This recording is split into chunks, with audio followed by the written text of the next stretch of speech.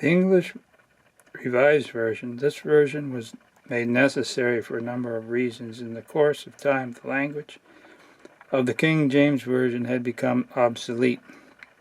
A number of Greek manuscripts were discovered that were far superior to those available to the King James Version translators.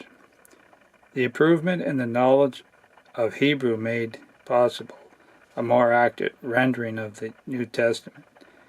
It had its origins in 1870 with the Council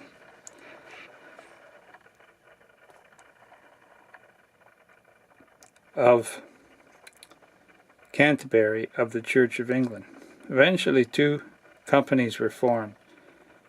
Each had 27 men, one for the Old Testament and the other for the New Testament. American scholars also invited to cooperate.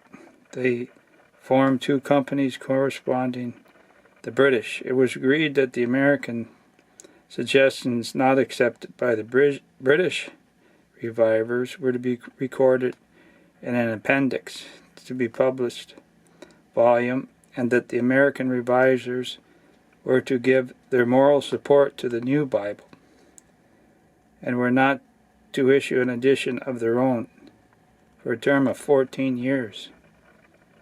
The revisers were guided by a number of rules, the most important being that they had to make a few alterations as possible unto the text of the King James Version. Together, the Greek text underlying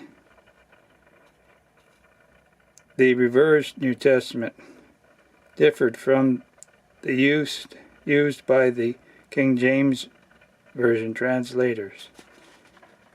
In 5,788 readings, only about 1/4 of these makings any material differences in substance of the text, although none so seriously to affect the doctrines of faith.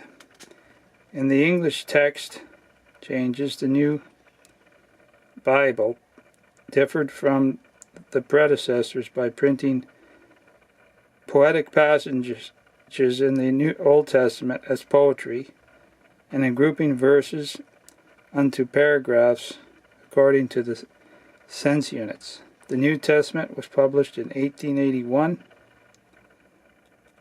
and the Old Testament in 1885. The revivers gave their time and labor without charge. When they completed their work, they disbanded. Although the new version received acceptance unprecedented in the history of the Bible, so that 3 million copies were sold within the first year.